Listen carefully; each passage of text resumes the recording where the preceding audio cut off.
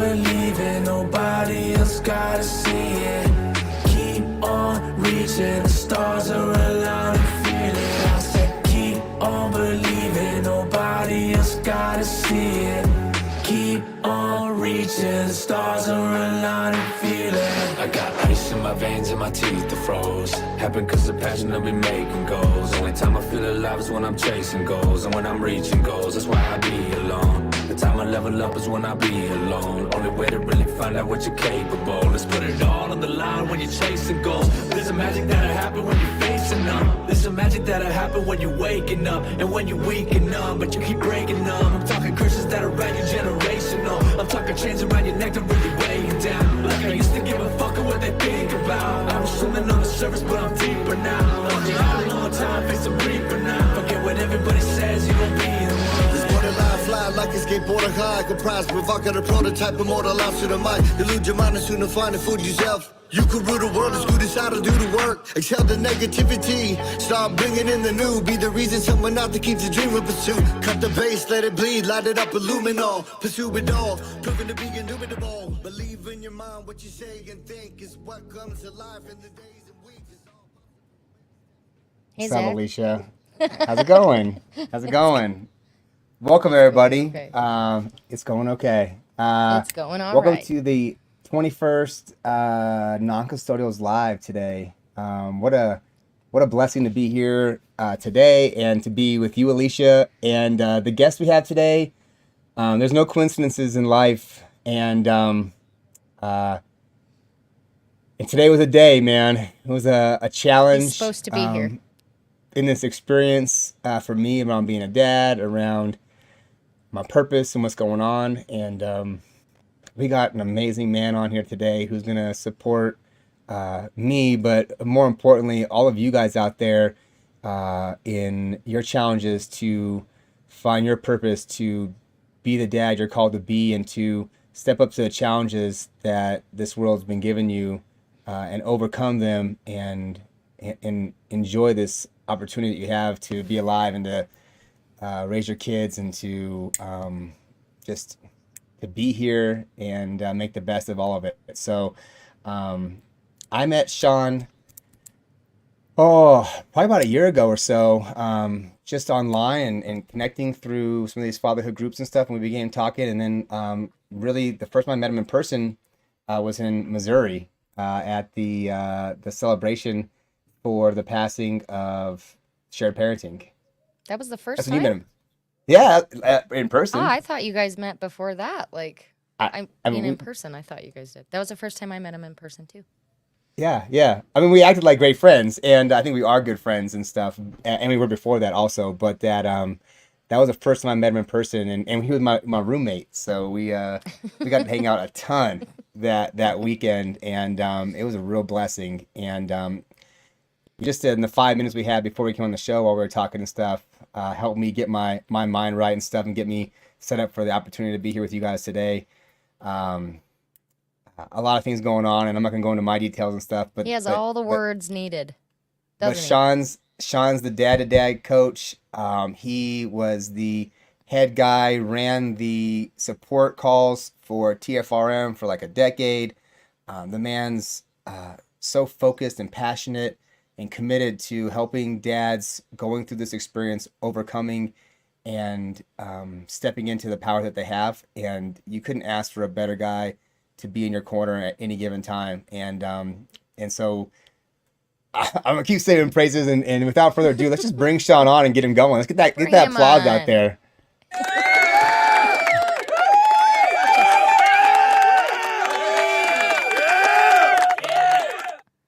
Gotta let it funny. run the whole way. All day today, I felt no pressure. Now all of a sudden, my heart's like this big around. And No pressure. No pressure. No pressure. We're so happy you're here. Yes, we are. No pressure. Yes, we are. Blessed, all. man. Thanks for being the great guy that you are, man. A great friend, a hell of a dad coach, and you're looking like you're gotten in a lot better shape since you were this summer. So you're looking really good, my friend. Congrats. well, I've done what I can. I mean, after after you tortured me at the gym that morning, I realized that maybe I wasn't taking it as seriously as I thought I was. My right elbow hurt for like 6 months. That's not good. It means you went too hard. But you know what? I'm glad that I got to push you a little bit, and it was a really fun time just to spend that with you. I haven't really spent a lot of time in the gym with a lot of other people, and to get to have somebody in the gym with you and to just have like that time to connect while you're working on yourself and building yourself.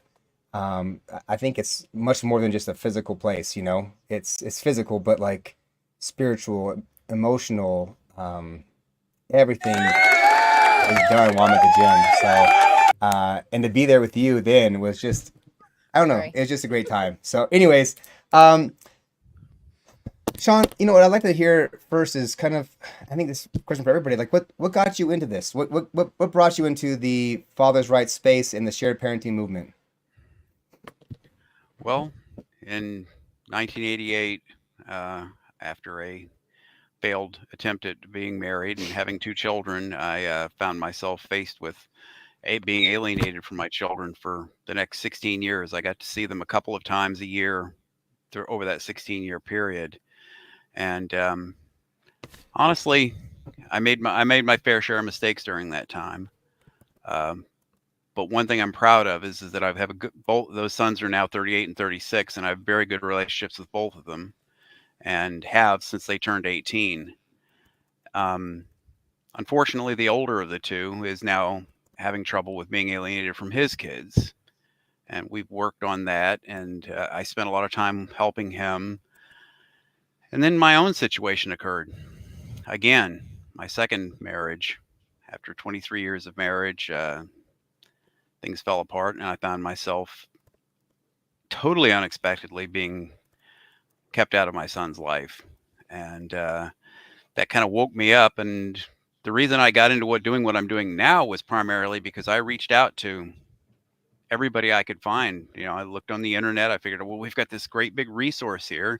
There's got to be tons of people out there, and I couldn't find anybody. Nobody would talk to me, so I pretty much had to do the entire fight by myself. And I remember, as I sat, I'll be honest, I sat and cried many times, you know, alone. And I said, you know what? I get through this. I'm going to do everything I can to make sure that nobody else has to suffer by themselves.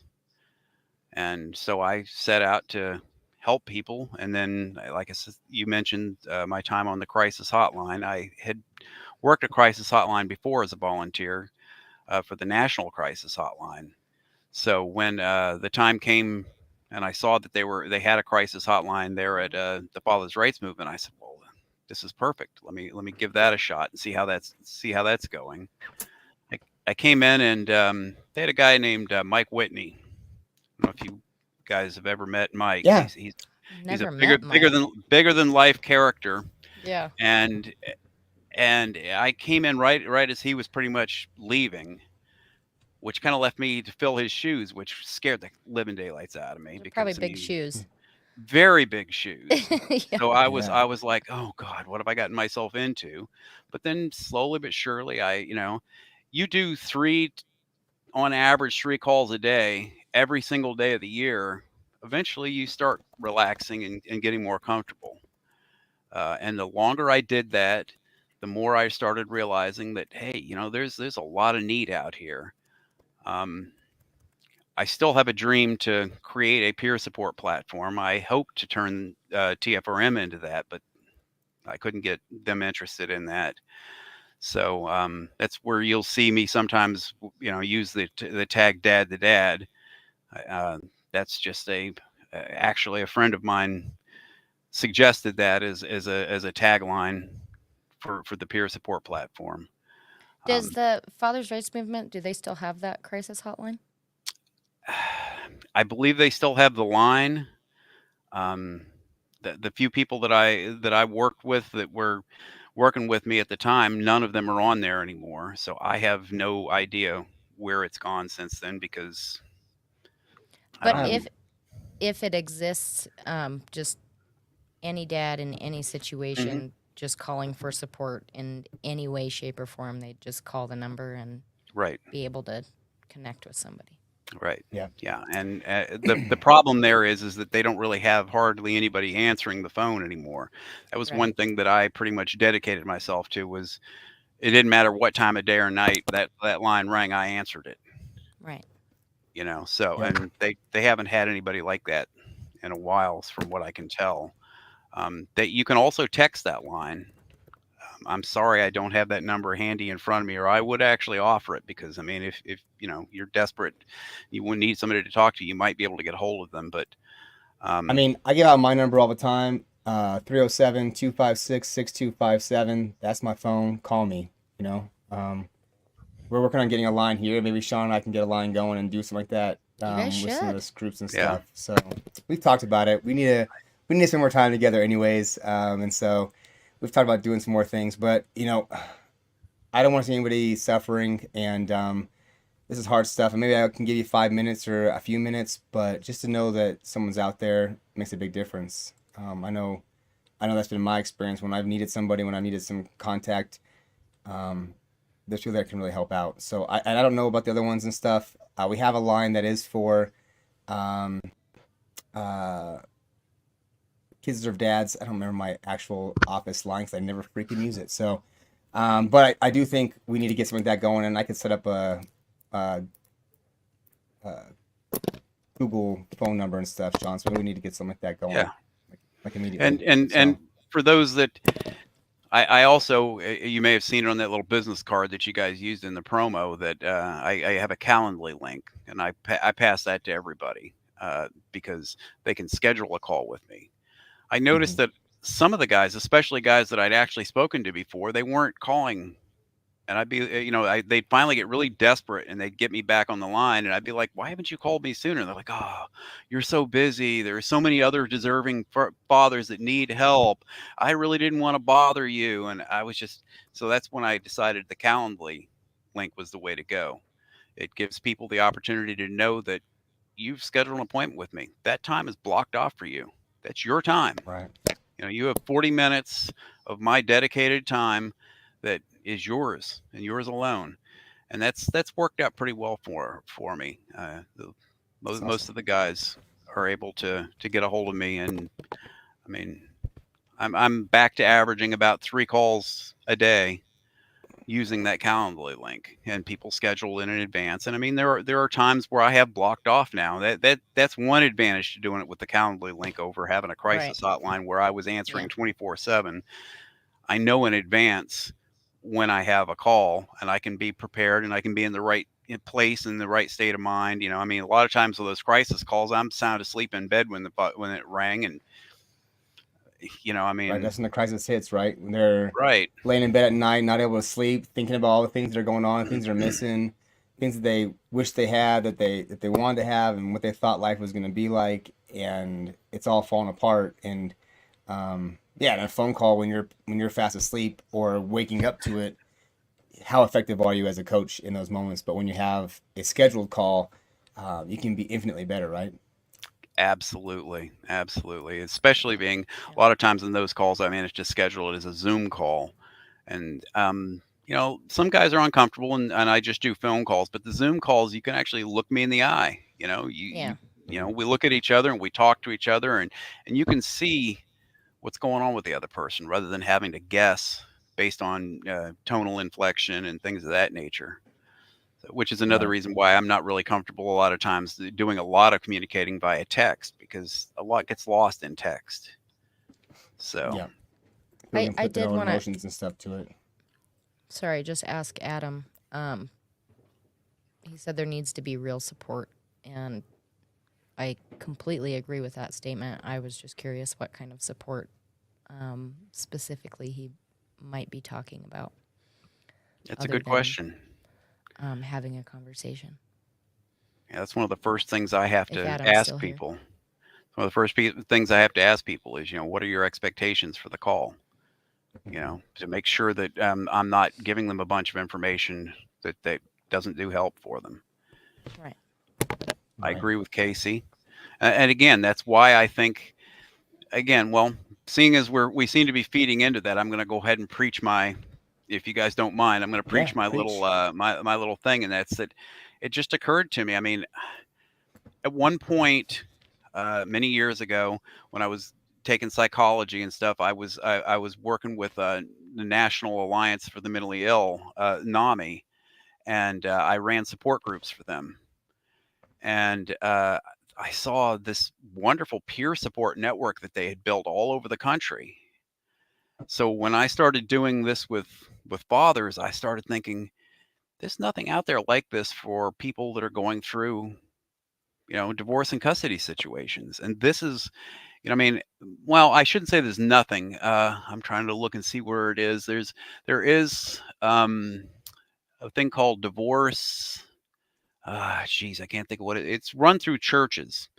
It's a divorce class that you can go to, and I went to it. Um, the problem I found with that was that I'd say 80% of the men showed up for one meeting and left and never came back. So I started talking to guys out in the parking lot, and the problem was it was okay, for somebody with a psychology background, it's hard for me to say, but the psychology field has gotten a little off track as far as men's needs. Hmm. And this course was obviously written by somebody with a psychology background, and everything was geared towards their ex's needs, the women's needs and stuff, and the children's needs, which of course is important. But Right. there was almost no recognition of men's needs in these situations. It was always like, you're a man, you need to just buck it up, pull your pants up, and tough it out. And it's like, a lot of these guys were just frustrated because they're in pain, they're struggling, and everybody's just telling them to toughen up, Oh, be a man. Um, so, I mean, that's when I decided this is this is what we need. We need something that recognizes the issues that men have in these situations, and provide them support. Hmm. So, I so Adam said, completely agree. So Adam powerful to get answered that. on that note. Sorry, Zach, didn't mean to cut you off. No, I think it's so powerful. It's okay. I think it's so powerful to get that support. I think you go to psychologists, and I've heard this in numerous different places and stuff. And I think it's a different talk for a different day about, well, I don't know, maybe today, but about what psychology has gone to and stuff. And that I think it's aligned with feelings and the woman's perspective, and it's mostly ran by women, and that seems to be the predominant avenue that this takes, and that guys do things differently. It's why I'm building a men driven fatherhood course and doing men focused stuff. Is that a lot of things that I see that are out there. I do supervised business and exchanges and stuff, and the reason I do these things is that what women do is designed towards how women act and see the world and treat the world, and that there needs to be a perspective and a program designed to help dads do things the way that men do things, and we do it differently. And to think that we're like women light, or we're or we just need to do it more like women and we'd be more successful, that doesn't really play into mm-mm. the what made us men for the last 10 million years, and we're going to continue to be men after all of this stuff is gone, and those still things or traits are still going to be in us, and they're still going to be necessary for us to be successful and grow, and women want those traits in men. They don't want to have women light, they want to have men. They want strong men who are capable and focused and committed and passionate. And how do we get them that and everything and still function in the society that is designed towards supporting women over everything else? If I could propose a thought here, it would be that, um, and this is again difficult to say, and because I can imagine the blowback, but it's important to hear this, and that's that men, whenever two men are talking together, there's always the possibility of violence. It's Hmm. always an inferred possibility. I mean, that's just the way men are. There's a possibility. So we have learned to control our emotions, not be over the top, not to be confrontational, not to be and these are good things.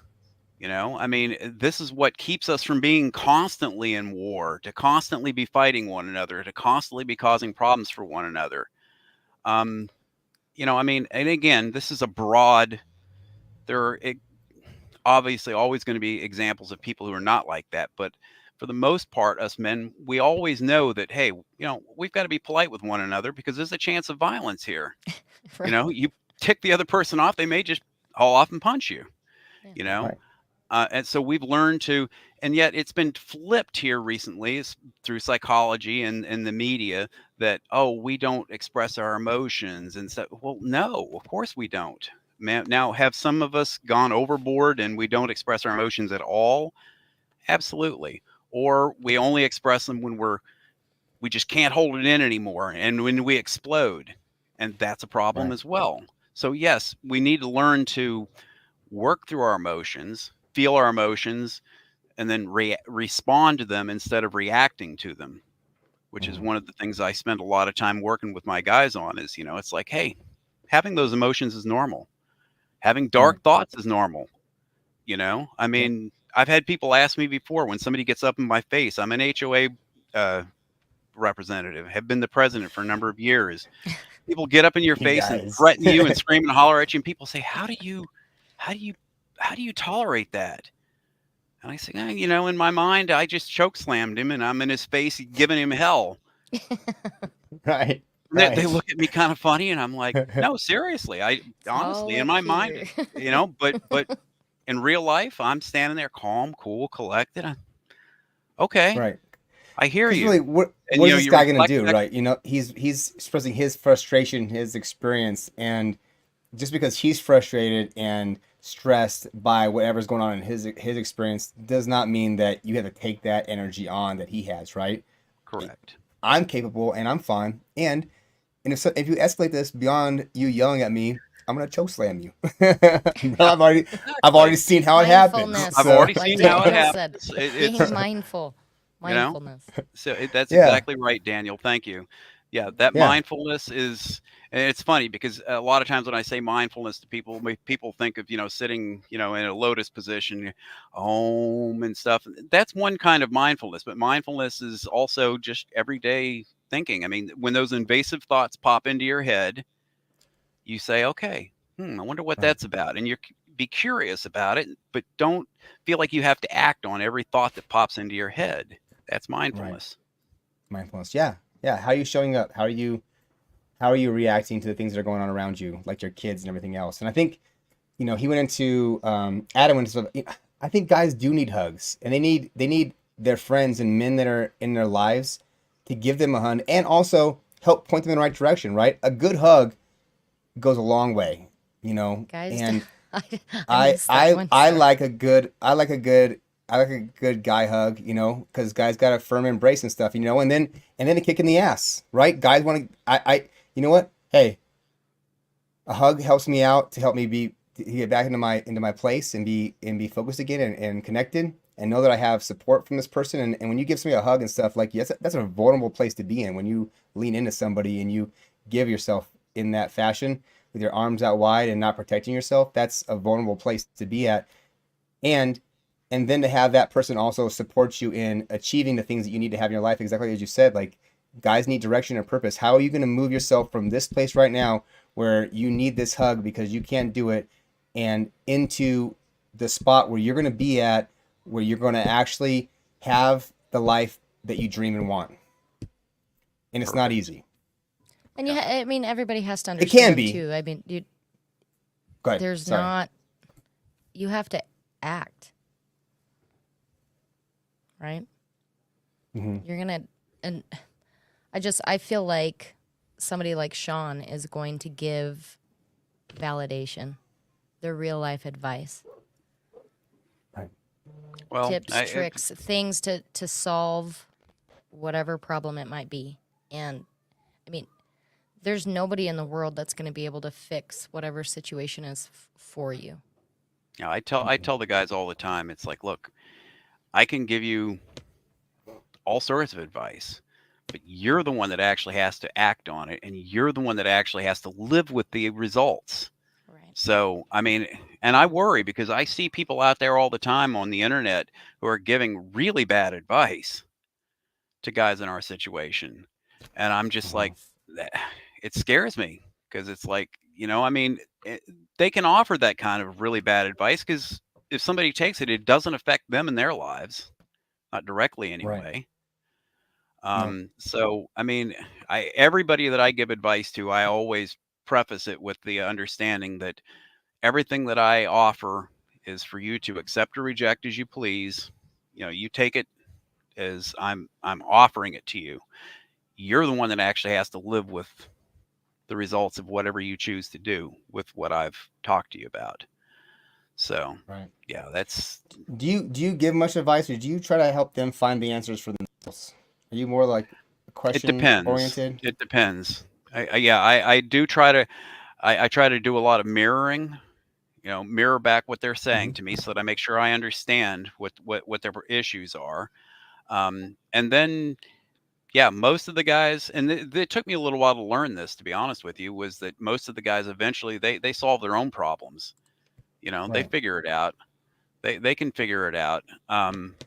So yeah, no, most of the time I don't. Now, when people get really stuck and they start ruminating, going back over and over and over and over the same thing again and again, that's when the advice has to kick in. That's when Hmm. it's like, you gotta bap, smack them upside the head, give them the old proby slap upside the back of their head, and it's like, okay, proby, listen up. You're not catching on here. I need to get your attention, and then you know, I see Chuck's name up here. He's had to be the recipient of the Proby slap a few times, and he, I can imagine Chuck needing the Proby slap. What? Not Chuck. He'll probably admit to it too. no, I he mean, will. He will. Yeah, no, I I wouldn't am have said sure that he out would. loud on here if I haven't heard him admit it many times. So, I Please slap mean, me, Shawn, because I need it right now. That would be how. And then he'd wipe okay, his face with a towel. That's how he does it, right? So. right, right. And actually, I don't think I've ever actually physically Proby slapped him, but I mean, we're talking in terms of a sounds like a bad metaphorical idea. Proby slap. Yeah. Yeah. I mean, the metaphorical, I mean, and to be honest with you, he doesn't, I mean, none of the guys that I end up having to Proby slap like it very much when it first happens. The first reaction usually is, how dare you? Right. But they all come back afterwards and go, yeah, you're right. You're right. Thank you. Thank you for, being there for me, being able to say the hard things to me that I really didn't want to hear. Mhm.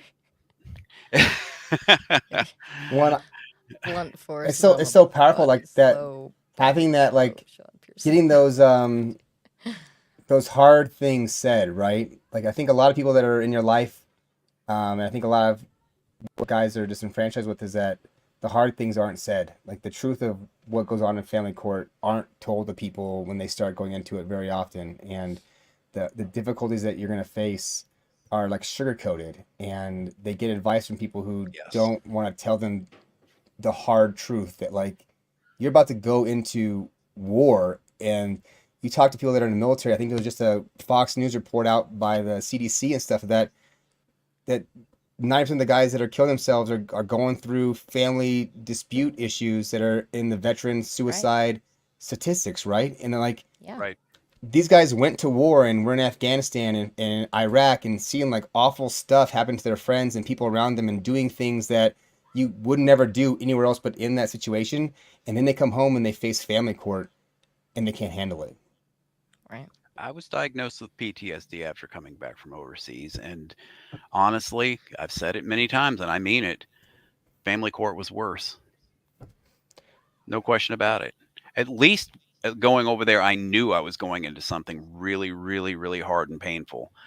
Going into family court, I don't know. I mean, even though I'd been through it back in 1988, I still had this idea that it was going to be different. Things were going to be better now, Hmm. It's gonna you be know? fair. It'll be Right. fine. I'm a Right. good I'll dad. be I'll fine. be able. It'll be fine. The truth will win out. I think if Yeah. you look back over my Facebook page to 2015, 2016, you can probably find posts where I said I'm not worried. The truth will win out. Right. Mhm. Unfortunately, I was unaware that judges are, I mean, they're Biased. human beings. I wasn't thinking about that, and they're there to render opinions. Yeah. You know, they're not automatons that just automatically look at everything black and white. And I mean, I've joked with people sometimes. It's like, well, do you want AI to take over for the courts then? You know, and I get mixed reactions on that. But no, judges, they bring their own set of biases, their own opinions. I've said many times, I could take the exact same case into 10 different courtrooms. Sometimes you could even do it in the same courthouse if it's a big enough courthouse, and you're going to get back 10 different results. Yeah. Right. You know, and The days are variable, right? Like, did they get some from their wife the night before? You know, like, or are they having a hard go and stuff? Like, all these things are bring did challenges. I somebody mean, when, piss in their Wheaties that morning back in the cafeteria? Yeah, I yeah. mean, Chuck has a yeah. good question. Which one? Oh man, This one. yeah. How do you I teach a father how to comprehend family court and deal with their circumstances day Chuck, in, he's going to hit me with the day out? hard questions. Yeah. Oh, it's just how does that not well, overwhelm you processing everybody's traumas? I I think it's just about like anything else that you do. When you do it and you continue doing something long enough, you develop boundaries and you develop the ability to partition yourself from those things and step away. You know, I mean, right. psychiatrists and psychologists that deal with, you know, people who are mentally insane do not last very long unless they can learn to partition and compartmentalize. That's the word I was actually looking for. Compartmentalize, Mhm. so that when you go home, you're not thinking about that stuff anymore. And the same thing happens with me. I mean, you know, I keep really good notes. I now have been using an AI thing in my Zoom sessions that it takes notes for me so that I can actually focus more on my callers and less Wow. Mhm. on my note taking. And Fathom. then what? Yeah, yeah, Fathom. And actually, there's another one that's I've been testing a little bit too that comes with Zoom. It's just an Okay. AI. I forget what they call it, but they have their own version as well. Okay. Um, Wow. so I've been testing them both out, and they both work wonderfully well. I hate to admit it, but I get back better notes than I ever. No Yeah. doubt. I do this. Nice. That's why I use that. I use Fathom also, like for Yeah, our there's board meetings and stuff. the So summaries that come back. I mean, and mind you, I went to school, and I mean, I learned how to do, you know, patient summaries and stuff, and the summaries coming from that AI are actually as good or better than anything I've ever produced. So, Wow. yeah, yeah, and they are that's Whatever how good. happens. It's a scary thing how good AI is, right? Like, wow, it's new and it's this good already. It's gonna be so good. what were you going to say, Alyssa? Official. I don't know. I was Oh, gonna ask Zach if ever in, just listening to somebody or talking to somebody, he kind of if it pulls him back into his own experiences, because that's happened to me before. Just even like, you know, filing paperwork. Here's the process. This is what you need to do. This is what you have to have. Even if it's just explaining something simple like that. I don't have that total ability to compartmentalize like you were just talking about, and so it kind of it honestly, pulls you. Alicia, every single call that happens to me, Okay, that's where and that's what I was where asking Zach, every is if single call that happens to me, where I start reliving my trauma to some degree or another, and I have to be mindful, as the conversation earlier, I have to be mindful of that and remind myself that, whew, take a deep breath, Shawn. You know, this isn't your trauma, this is their trauma, and you know right, that's how I compartmentalize. It's just being mindful of the fact that that effect's going to happen. yeah, You know, Yeah, it's normal. I mean, I can't think of a single call where it hasn't happened to some degree or another. right, So there is no, no just shutting it out.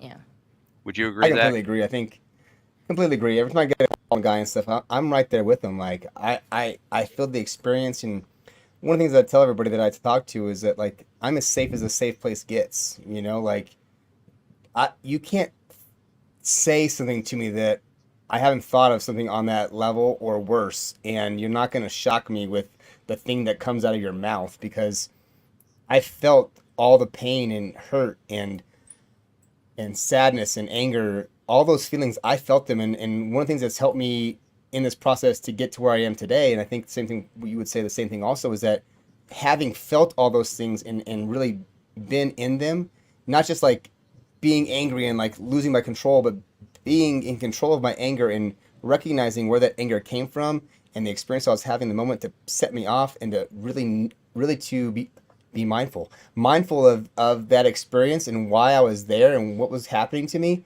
helped me to release those feelings and do a better job of catching them before I got to that spot where I was so angry about what was happening, because I was angry for a long time. I was hurt. I was destroyed by this experience, and it brought me down to the worst place I've ever been in my whole entire life. Um, and I had to put it all back together with a kid and extra responsibilities, and you know, life kept going on, but it only got more challenging, and I built a bigger platter to work with. So I think one of the things we talk about, the stuff that we're doing with people and that kind of stuff, and overall in this process, when somebody gives you that first call, you talk to them that first time and stuff. What kind of advice do you give? Like, you had that first call, you know, you listen to their story, you give them some, what are the things that you tell them to do? Like, what should everybody be doing for themselves going through this experience? Good question. Um, Obviously, I listened intently. I mean, there have been honestly, most calls, the first 45 minutes, I rarely get in a word. You know, Mhm. it's mostly mirroring what they're saying so that they know that I'm hearing them and things of that nature. So advice really doesn't become a thing. Um, if somebody asks for specific advice, obviously I'll offer it. And it's usually around like an attorney, like what do I do? And that's I have plenty of advice around how to get an attorney. I mean, I think I've shared with Zach, and I don't know if I've had this conversation with Alicia, but I have a little metaphor that I like to share with people. It's like if you're looking to sell widgets in Bulgaria, do you think you need an interpreter or don't you? And everybody always goes, "Oh, well, of course." I says, "Yeah, because you don't understand the language or the customs, and that's exactly why you need an attorney. The thing you don't need is an interpreter that's trying to sell widgets. So you have to Right. understand that your interpreter is your interpreter. He understands he or she, in the case of an attorney, they understand the customs and language of the court, but it's your widgets you're trying to sell. So you need to have a serious conversation around what needs to be done to sell widgets with this person, and they then communicate that to the customer, which is the judge or the court. Mhm. So Makes it's sense. it's very that's the kind of advice I usually give. I love more metaphors and storytelling. I love So that one, and you know what? We're gonna make a reel of that bad boy and put that out there. So because that is some really fantastic It's a good one. advice, and it's such a great way to think about it, because so many people are like, I do this myself and I know what I'm doing, and I can do this and I can figure it all out and stuff. And sure, can you learn to speak Bulgarian? Yes, it's a language and you could figure it all out. But do you have It'll the take a time? while. And at the end of this, how much did you waste time and effort to learn a language that you're only going to use in this one situation, when really all you need is somebody who understands you and is willing to work with you to get you the results you want to get, and right, to set a real expectation of what's really possible, not to sugarcoat stuff and lie to you about, you know what, we can get all these things that you want, whether that's true or not. To have somebody who's going to be honest with you and realistic about what to expect and how to set those expectations about what life is going to get. So Yeah. And then to Especially when kind of go somebody along just with go what ahead. Adam says there is that then, I mean, I do have I picked up a lot of knowledge about specific little details here and there and stuff? Sure, I have. But there's no way any one person can know all this stuff. Not even an Yeah, it's attorney. impossible. It's All the states there's have no different way. rules, and they Right. have different groups that help out. Like there's a place in Wyoming that does civil support. Equal Justice Wyoming, a great service that's done. Lawyers do free work. I It's a gotta disagree program with you. run by. Well, they do free work. It's a half-hour I know, meeting, I but if you're gonna know, fill out I forms and know, stuff, and I know, but they can help put. I It's think, better than you doing it all by yourself and having no direction. Did yeah, you use but them? I every Thursday at the courthouse. Oh, it was only once a month, I'm pretty sure. No, I went and I Yeah, checked them out a couple times, and I just it's felt twice a month like now in most places. But they were just what'd you feel trying to like? get their volunteer hours, maybe, and they weren't. Well, there's no requirement for volunteer hours, so it's like a suggestion Or that what? lawyers should. It's a should Oh, and you not a don't have to do must. pro bono anything. Heck no, you don't gotta do pro bono. I just All took the right. Well, my ethics point test and I is, passed it. And fees. That was the theme of the ethics exam right. for lawyers. And so, how do I you don't know how they keep and get maintain roped your into it, fees? I think but I think it's because they they actually don't care. care. Uh, That was good. Thanks. That was I'll be awesome. honest with you. Most of the feedback that I give people when they talk about, well, where do I find a free attorney is that honestly, I've never met anyone that was happy with the service they got from a free attorney. No. Um, that's just and that's personal. mostly because they think they're going to get somebody for free that's going to bust their tail for them and be their, dedicated advocate, et cetera, et cetera. And that's just not going to happen. Now, can you use an attorney, a free attorney, to help you, to educate you, to help you along your way? Absolutely, if you can find one. But Right. To The go thing I back to recommend say people real doing. quick though, Go ahead. Equal Justice Wyoming, and there's Equal Justice. I mean, they do it in every county and they do it in a lot of states. And I think maybe those attorneys are more interested in engaging with stuff that has nothing to do with family law. That Maybe can be true that's too. where they put their energy. Well, family law is difficult, and it is not like Right. Most of them don't straightforward. want to Like, deal with it. if you're gonna go there and you're gonna do a contract dispute, that's a very simple, straightforward. This Right. is right. This it's black letter law. This is it. This is that. It's all it is. And there's no gray area. And family law is, well, this judge's decision on this day could vary based on what he had for breakfast or if his wife had sex with him. And or didn't, because if he's married and you're a judge, probably not having sex with that guy. But so. And so that's that. Those kind of things weigh on those people, and it's different. What I recommended people do, and I heard some guy's success in Wyoming for this stuff, is like getting advice on like, what do I file next? I'm gonna do this stuff on my own. I'm looking for some advice. Here's the steps where I'm at, and every 2 weeks you can go in there and you can get support on like what forms to print off, what forms to fill out, how do I Right. fill this form Yeah. out properly. Other real advice on like how to like win a case in family law. They don't have that kind of time or effort, and I do think Todd's right that donating that time and doing that pro bono work for a group like Equal Justice is definitely a good thing on their resume for promotions, and it shows that they're engaged in the community and stuff outside of just the clients who pay them money to take care of their people and stuff. So, but I think that that advice stuff that Shawn was talking about. I always, when I get a phone call from anybody, and I get them, I get probably a half dozen to a dozen or so a week from guys that are going through the experience and stuff. And one of the things I always talk about with guys is that this is going to be the toughest challenge we're facing and stuff, and you have to be the strongest, best version of yourself to get through this. And that if you don't work out, if you aren't doing anything physical in your life, if you just sit on the couch, if you just go to the computer and you work a desk job and you come home and you sit on the couch and watch some TV and you go to sleep, you need to start pushing your body, because this is going to be mentally, emotionally draining and destructive on your soul.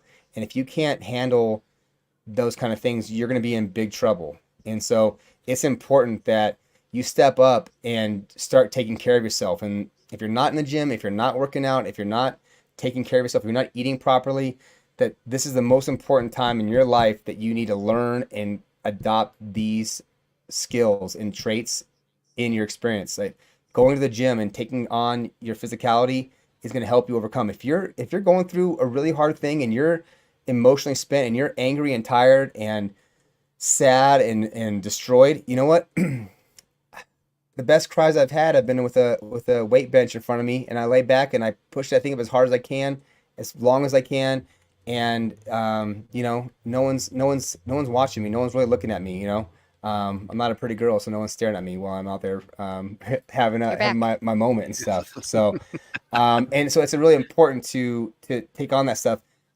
Meal prepping. Most people are out there cooking up food, going and getting fast food, going out to eat. Take the time, prep yourself some food.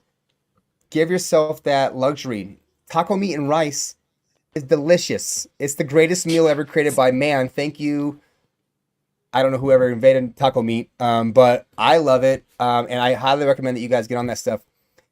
Give yourself a nice, good, solid, high-protein meal, and fill yourself up and go push yourself and do it. Shawn, you were frozen for like 5 minutes, and I thought you were just really enjoying the conversation that Alicia and I were having, and then you were gone.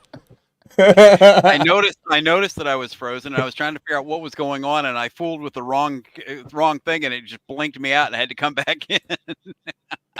I was like, okay, I could hear everything you guys were talking about, so I was Awesome, doing fine awesome. with that, and then all of a sudden it was like, bam! All of a sudden, and you're gone. it was like, Chuck, oh god, that's I'm a gone. very good question. Todd, I'm waiting on the girl with the camera trying to catch me making a fool of myself, also to catch me as I lose the weights and they drop off on video, and then she can put it up there and Oh, talk you're about talking about the kind of guys. Yeah, the spotter. Oh yeah, and was Chuck's talking talking too. about Oh, Chuck. I'm Question. glad they don't do that. They didn't do that stuff back when I was always working out at the gym, because I mean there would be plenty of videos of me being awkward in the gym. I mean, no way, not Shawn being awkward. I can't even imagine that. You know what? I have never seen anybody at any of my gyms that I go to with a camera out. I mean, maybe taking like a selfie, and putting on their Snapchat and that kind of stuff. But no one's ever like had a tripod out there with their ring light filming their production. So thank goodness. But That's good. it looks like it happens though. yeah. If you watch Instagram. So all right, Chuck all right. has a So really good question Uh-oh. for Shawn. what's the most challenging part of what you do day in and day out, Shawn, in supporting fathers? You know what? I'm going to be seeing Chuck on Thursday, and I'm going to strangle him. I'm just kidding. Day in and day out.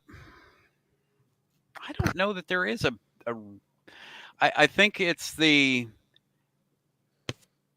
Okay, I think I know what the most challenging part is easily that when this first happens to us, many of us are really angry, and we can be pretty toxic. I mean, some of the pages, like the tough page, for instance. I mean, I can only read just so many comments before I have to just, as long as I've been doing this, I still get to the point where, and I've noticed that I don't. If I've got a bad headache, I better not comment, because somebody will say something and I'll say something really ugly, which is, anybody who knows me knows that's not really my character, but I have dark thoughts too, just like everybody else does. I just don't usually voice them, and every once in a while. You're saying that holding your tongue is one of the hardest parts? Yes. It really just, well, empathizing and reminding myself that I was there where they are now. And I think a lot of new advocates that come in, that's the first thing they struggle with. And I think that's where he was going with this is they see people acting out in frustration at the circumstances that they're faced with. And the new advocates they're like, stop acting like an idiot.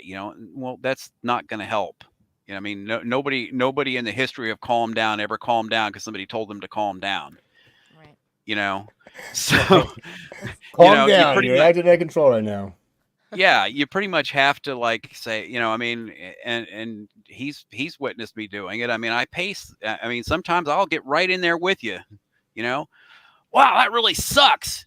Damn, you must be really angry about that. And oh man, I know. I remember exactly how that felt, and I'll raise my voice and I'll get right up there with them. And then I'll slowly bring it back down again. But Right. that's challenging.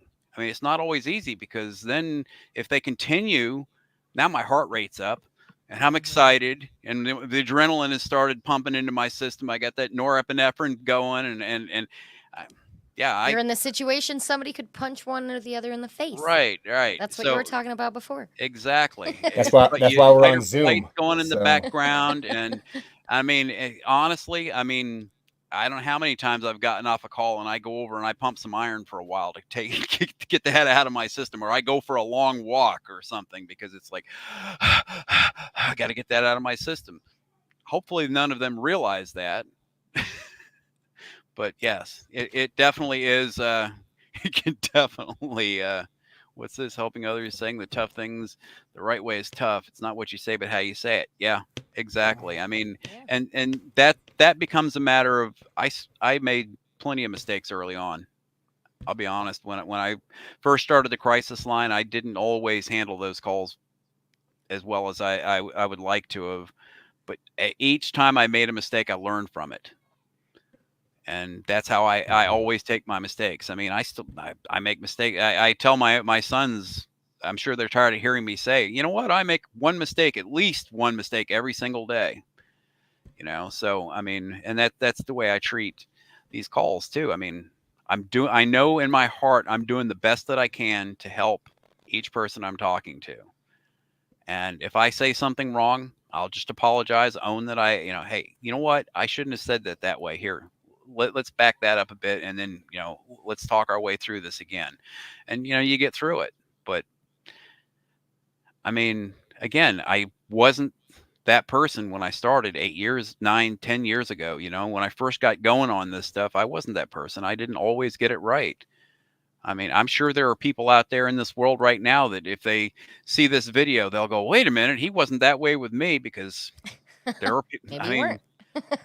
absolutely. I mean, I Right. figured out one day that, averaging at least 3 calls a day for 8 years, that's over 10,000 calls.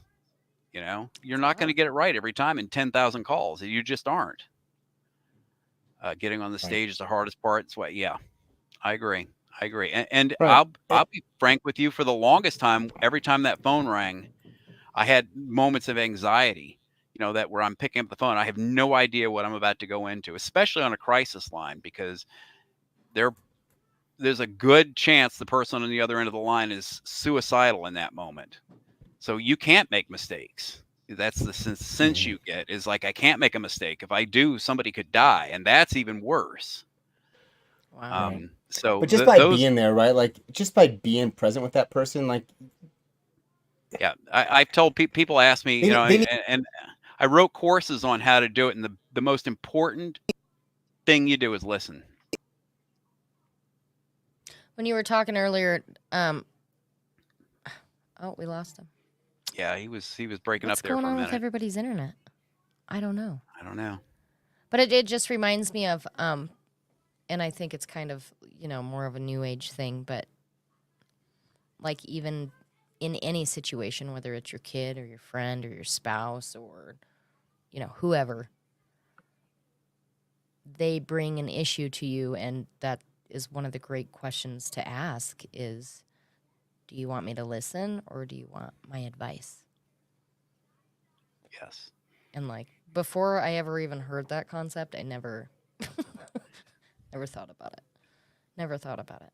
But just an ear and being able to pour out onto somebody with whatever it is, especially in these situations, it's so valuable. It's absolutely valuable. There's a little acronym that I also teach guys for when they're dealing with their kids, especially when their kids are challenging them, when they're getting back into their lives and stuff. And it's EAR, EAR. I Mm. think I stole that from Bill Eddy, the high conflict guy who has written several books and stuff. But of course, I'd heard it before, but I started implementing it into this. But it goes to what you're saying too. I mean, anytime you're dealing with somebody, if you show them empathy, attention, and respect, you've got them. Yeah. I mean that's what every caller needs when somebody does call you, and you're helping people. Just show them empathy, attention, and respect, and the rest of it's easy. I mean, Ear. I mean, like I said, I don't like giving advice. I really struggle with giving advice, and it's funny because I've had a couple guys, including Chuck, tell people, "Oh yeah, he's really hard on me," and that breaks my heart every time I hear that because I'm like, "Wait a minute, I am." And then he's like, no, no, no, you do it with love though. And it's like, yeah, okay. I feel a little bit better, but You're just really nice at saying, pull your head out of your ass. Or, yeah, stop yeah, this or that.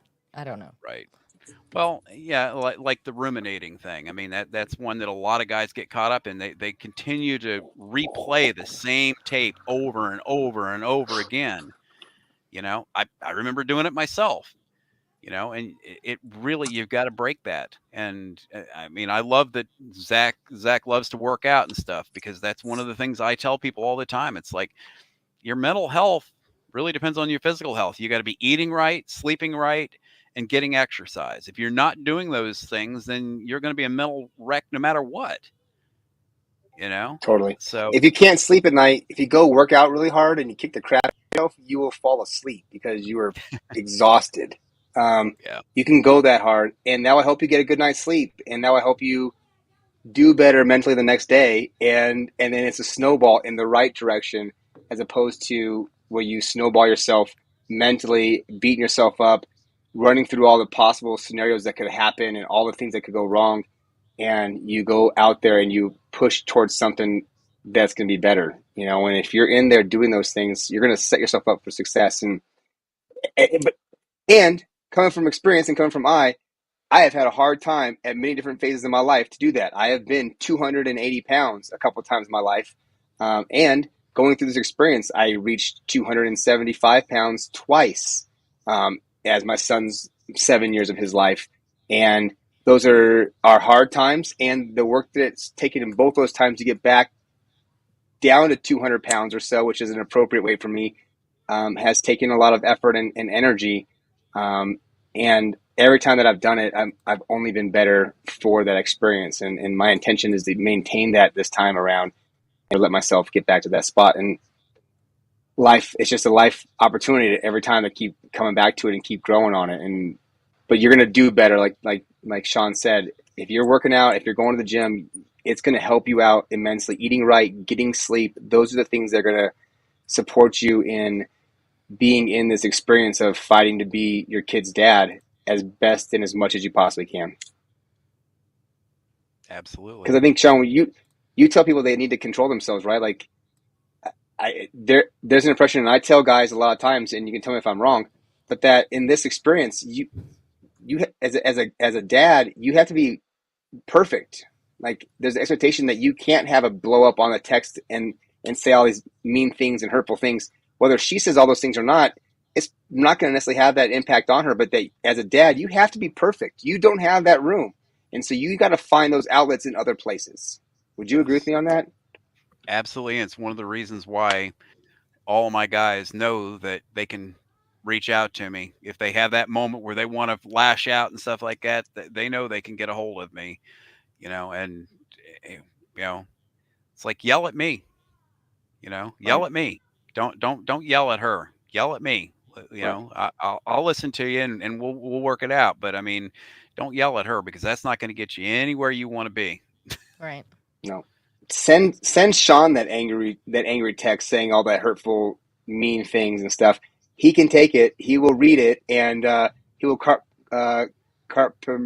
oh my gosh, I'm messing up my words right now. Compartmentalize. He will compartmentalize Compartmentalize. that in the right space, and then he'll support you in releasing that and moving forward. So And in some cases, there's definitely people out there that Thanks, Daniel. There's actually guys out there that do, ask for feedback. It's like, so if I can't say that, what should I say? And Hmm. I'm more than happy to present a couple of ideas. It's like, well, you Right. need to put this in your words, but here's what I would say.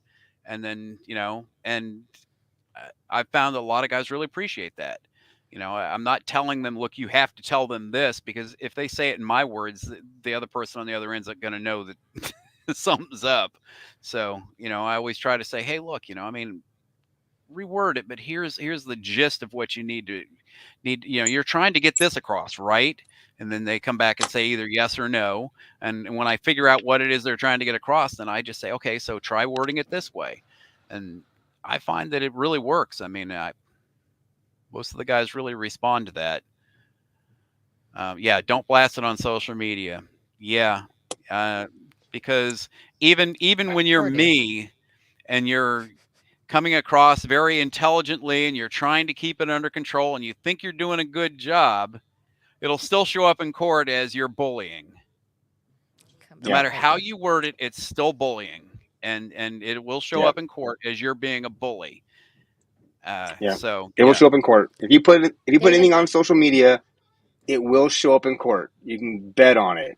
Everybody who is out there, people who might be your friend on Facebook, are not your friends in real life. And they will share that with somebody who wants to get you because, they want the attention. A lot of people like that negative drama type stuff and want to be involved in all that garbage and get off on spreading the crap that you're doing. And you will have friends on Facebook who are not your friends in real life, and they will go out there and they will purposely use what you post to hurt you. And so yes, don't give anybody that opportunity. And the person who's out there against you, they are not your friend. Unfortunately, they're not your friend. They're not on your team. They might have been your wife, but the moment that you're going to court, that person is your enemy, and you have got to protect yourself from your enemy. You cannot let your guard down and give up space of who you are and how you're feeling in their presence. And putting that stuff, yes, putting that presence out there is dangerous. And so you have got to take care of yourself and protect yourself, and you cannot allow any opportunities for anybody to come into that zone. That needs to be a zone for only safe spaces and for confidants that you have, like Shawn and right, others who are out there to coach you, because they are the only ones you can trust. absolutely. I'm gonna say That amen was to that was a very important thing that I wanted everybody to hear for sure. I did want to address what David had to say here, and yeah, I mean, this kind of goes back to the nobody ever calmed down in the history of calming down because somebody told them to calm down. It's the same thing's true with depression. I mean, if you're Right. depressed, somebody telling you, well, don't be depressed, or hey, you need to go to the gym, that's not necessarily going to be that helpful. Right. So it Be more definitely, positive. right, it's Stop definitely being more negative. along the lines of, yeah, you need to be more positive. That doesn't really help. I mean, so, I mean, and again, the people that I've worked with know that the first thing I do with them is I try to help them process the feelings that they're feeling. It's like, go ahead, talk about it. Let's process it. Let's get through it. You say you're depressed. Can you explain to me what that entails? And then they talk their way through it, and just talking through it is a big help in most cases. And then, it's like, so what can you do? What kind of things do you think you can do that will help you the next time you feel this way? And they talk their way through Mm-hmm. that. And that kind of, that's the good part of psychology that came from, cognitive behavioral therapy, for instance, is where the basis behind that, which ironically has its core in Stoicism. A lot of people don't Mm. realize that. Huh. Hmm. I did not know that. Which goes back thousands of years. Thousands of Yeah, years. Gosh, I love Stoicism stuff. Have you ever read the books by Ryan Holiday? yes, absolutely. Yeah, Oh Ryan's. my God, Yeah, yeah, I like Ryan. that Ryan's dude's. got some. I, Yeah, he's taken a lot of the stuff from the ancients, the philosophy and stuff like that, particularly the Stoics, and brought Mhm. it forward into today's thinking in ways that, yeah, I got to be honest with you, I use his stuff all the time in my I mean, It's so powerful. I get people telling me all the time, "Oh, you're so smart," and the thought crossing my mind every time somebody says that, it's like, yeah, I know, I just read a lot. There you go. Right. I'm learning from other people, and I'm just regurgitating it back out to you, you know. So it's That's like, what being Com- smart com- is. completely agree, right? Like, I mean, I listen to podcasts and audios all the time, and like, and my girlfriend likes like true crime audios and stuff, right? And I just Yeah. can't get into that kind of stuff. I like, these are the things like, how do I do this better every time? Like, how do I overcome the things that are in my way every day to being the man that I envision myself being? And every day it's a constant struggle and a constant battle. And I'll never be perfect. I will only just be in the moment, and I get to just do my best, and then I get to reflect, and then if that comes up again, just do better. And these guys have, like, I mean, he does a great job, and the Stoics just have so much knowledge about um, how to show up to be your authentic, true self and achieve the life you want to have.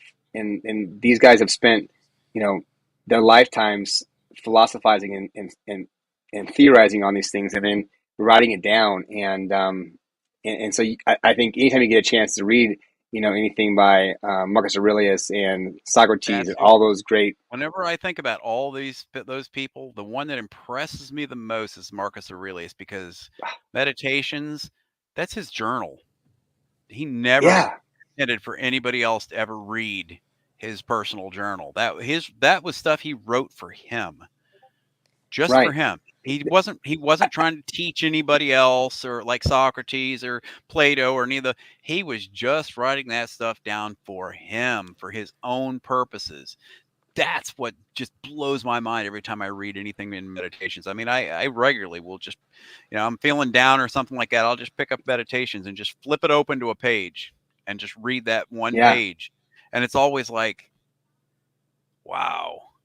I also use it to humble myself from time to time too. If I'm feeling a little too cocky, I'll pick up Meditations and read it a little bit, because it humbles me really quickly. Hmm. Well, he's just a powerful guy, right? And he's like, I have all this immense power and this weight on me, right? And how do I do that in a way that humbles that guy? Is a true master. Like, he's one of those guys that, like, you listen to him, and every time I've read his stuff, I love his meditations. I mean, Yeah. it's like, whenever I grab the Bible and I read the Bible, or I go to church. I went to church this Sunday, and it was great. Whenever I go to those places and I do those things, whatever I turn to, it's freaking something in my life right now that is a challenge for me, and it always hits me hard. Like, I'm like, holy smokes! Like, could this message have been any more for me in my life right now? And I don't know if that's like my own personal experience. Maybe I should go to church more often so I don't have that every time. But whenever I go, it hits me, and I'm like, We started did this and they you were did talking they know about how? there are no Go ahead, coincidences. You know what? You man. you just hit on something very powerful, and that's the fact that we as human beings, we make connections. That's what we do.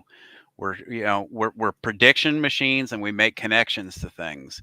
And the thing is that's another thing I learned about helping people is that I listen to them, and then I just share a story with them, or I use a metaphor.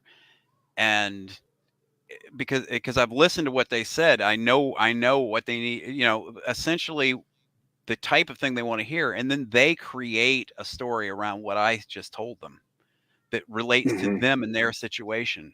So that's what's happening to you in church. I mean, he's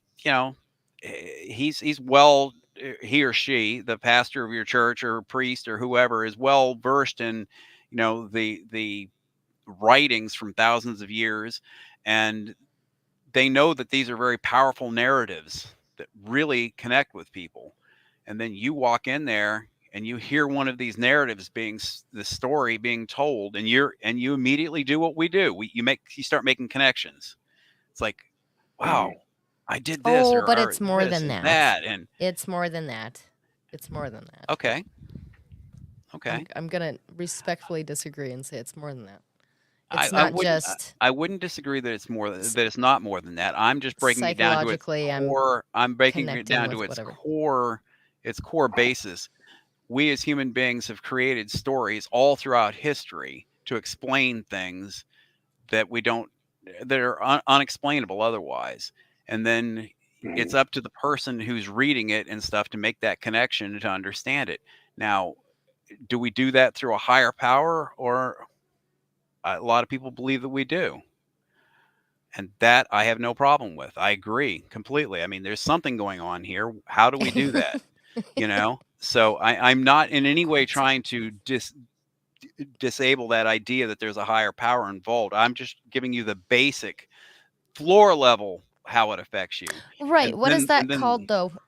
Sorry, I didn't mean to cut you off. But no, when what's the term for what you're explaining? And let's not use it like in a you hear a sermon sense or something like that. But I mean a little bit what's like deja vu and things like that. Is that where no, you're going with like this? what am I thinking? Like implicit bias, or Oh, okay.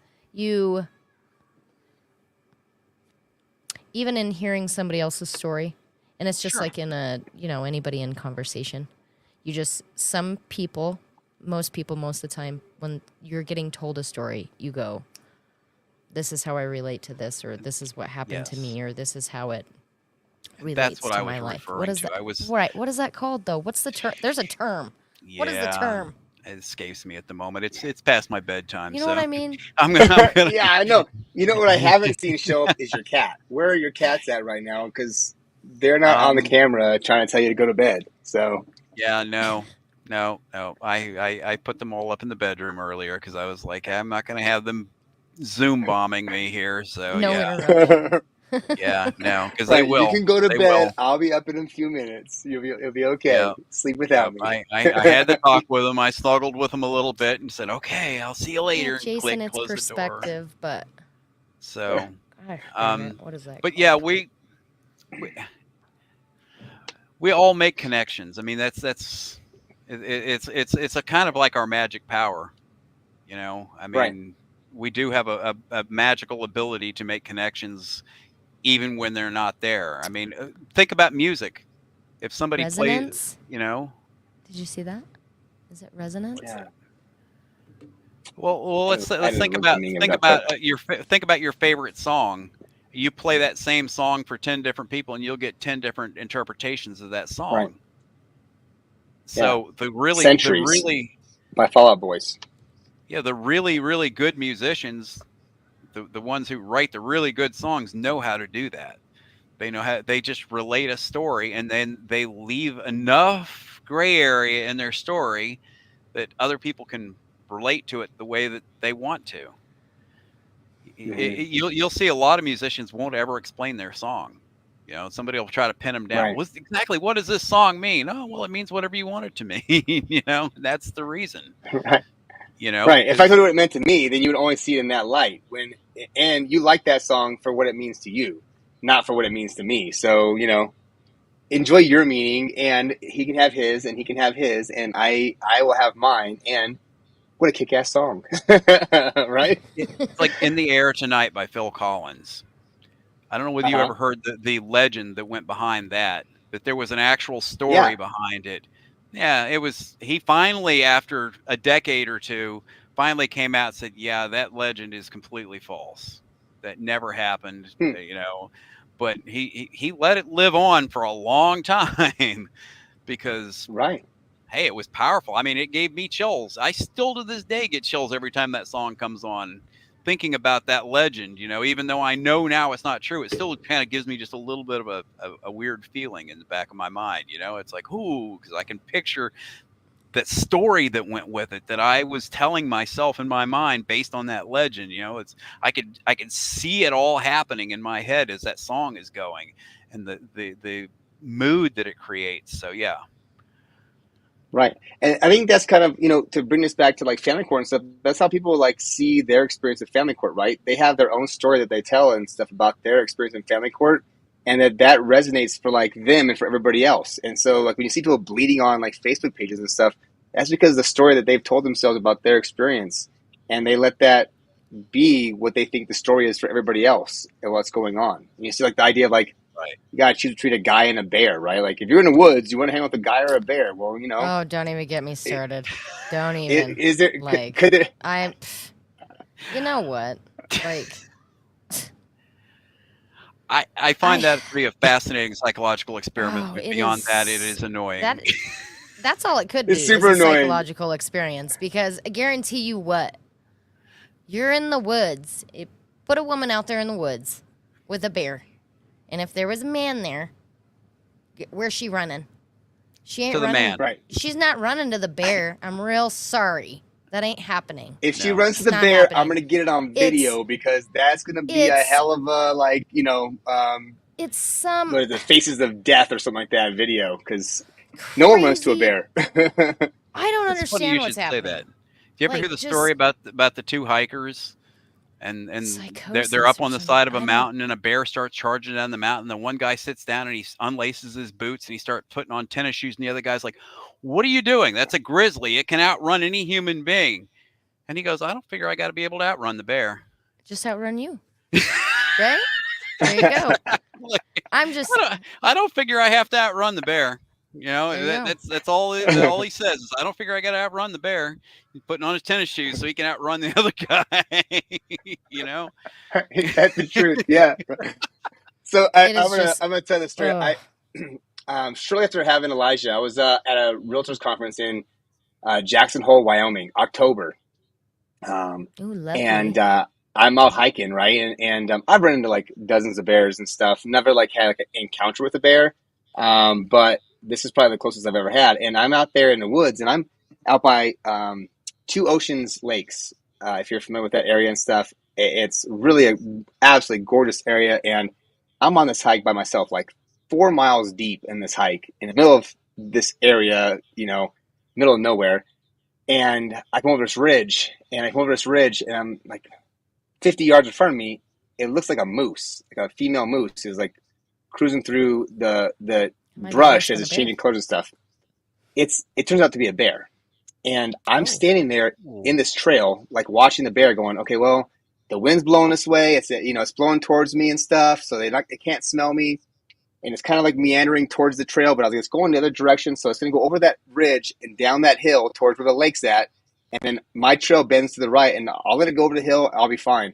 So I'm standing there at the top of this ridge, just observing, watching this bear 50-ish yards away as it's crossing the trail, which used to be an old road. So it's a wide trail. It's crossing this trail behind me, like off in the distance. I don't know how far away. An elk bugles, like directly behind me. You hear this elk bugle. Hadn't heard an elk bugle the 2 hours that I was hiking before this. Nothing. An elk bugles behind me, and I go, "Holy smokes!" That bear turns his head and stares right at me, and I'm like in the middle of the trail going, my heart sank. Like, holy shit! This bear is like staring at me. It is gigantic. It is huge, and I'm like, I don't know what to do. I'm in the national park. I have my gun. I cock my gun. I pull my bear spray out and make sure my bear spray is pumped. I pump it twice again. You know, I already had checked it because I check my bear spray every time before I go hiking. I pump it twice to know that it's ready, and it's walking towards me. And I'm like, this is how it goes, right? Like, my son's 6 months old. I'm gonna die. 9 months old. I'm gonna die on this freaking trail out here. I'm hiking to like overcome the sadness and the pain that I'm having. I'm not going to the conference. I only came to the conference to go on these hikes because I needed to get outside and like do it in these woods because they're magical. And I back down the hill just enough so I can't see him. And I move double speed, right? I'm walking backwards as fast as I can on this trail. And I end up getting like 75 yards away. He stops exactly where I'm at, and he sniffs the air. He sniffs it. And so I'm sitting there, and he turns around, he walks the other direction, and I turn around, and I hightail it back out, right? I get like a mile down the road, and this dude comes walking up, and he's sitting there, and he's hanging out. And he walks up, and he's like talking to me and stuff, and he's from Texas, you know, and he's got a cowboy shirt on because that's what everybody from Texas has. I'm a Redskins fan, so obviously he asked about going to see a bear. And he's like, would you go up there with me? And I'm like, I can outrun this dude. And I'm smart enough not to. So yeah, let's go, bro. So You we guys start went back and walking, and found he's the like bear. this real. Yeah, oh yeah, we found the bear. He's super religious. And he's in my phone somewhere, and I gotta find him. And so we're talking about Elijah, and he Worst tells me idea the ever. whole story as we're hiking. He's telling me this whole story of Elijah and stuff. We get back to that place where I'm at, right? And it's getting dusk, like the sun's setting. It's getting dusk, and we pull up on top of this hitch, and I was like, okay, this is where I saw it, And I'm like looking around, like scouting it out and stuff, and we're talking, and I go. He's like, what do you think? Do you think it's around here? I was like, I don't know. I was like, but you know what? I don't remember there being a rock right there. And I point to my right, and like 20 yards away, the There's a bear bear. stands up on its hind legs, like 8.5 feet tall. It's a freaking monster grizzly bear. It starts swaying, paws out to the side and stuff. He gets his camera out, starts snapping these photos of this bear. And I'm like going, I have my bear spray and my You gun in my guys, hand. I'm like, holy shit. I'm like, this is epic. Like we are both gonna get killed right now by this bear, and this dude's out here like he's like the stereotypical like you hear the Chinese guy and they're at the Yellowstone and they're just like they get like 5 trillion photos of like the 30-second thing, and he's just snapping these photos, and I'm like holy smokes, and finally we back out down the ridge and stuff, and we like leave, and the bear doesn't chase after us. It was a miracle. thank And God. I got some epic photos from that experience from this guy and stuff. And we went and did some other Point and hikes the next shoot. couple of days and stuff. But I thought I could outrun him for sure, or not outrun him, which was a better choice. So But that bear point and wasn't. shoot, that's what it was. I Yeah, bet, I man. bet you got lucky. That bear wasn't hungry. Todd said, Yeah, I so lucky. It was October. It was just no fattening up kidding. for the season and stuff. So anyways, That's all right. nuts. You're Enough right, of that Todd. We're story. not going to talk about bears Epic. anymore. Yeah. So, hey, No. I don't know if I can bear that. I don't know if I can bear any more bear stories.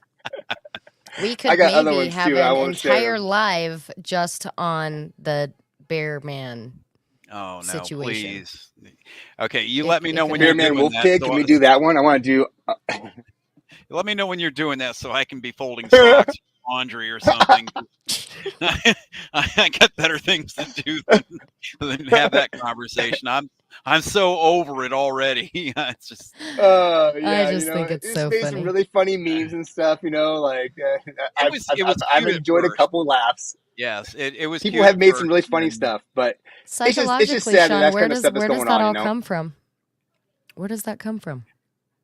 ugh, You okay. even have grown men sitting there talking about their own kids or their daughters. Oh, my daughter's in the woods?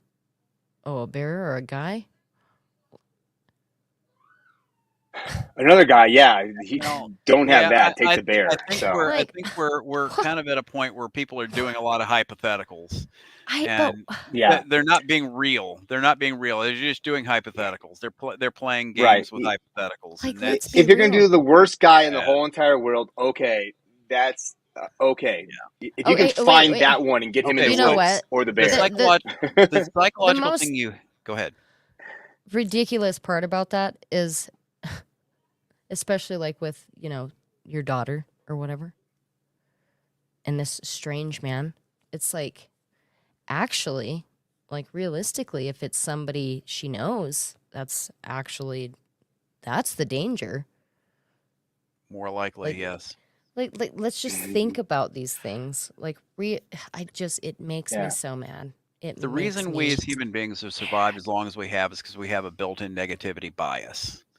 Okay, right. we notice the negatives, and that's what we focus on the most. So yeah, I mean, let's face it. I mean, the number of men who would do something horrendous are very small number, but point zero that, zero zero zero but zero but one or what are the something. odds that a tiger is going to jump out of the bushes and kill you too? I mean, it's a pretty small, percentage of the Not time if that you're that's in a going to place with happen. tigers. Well, it depends.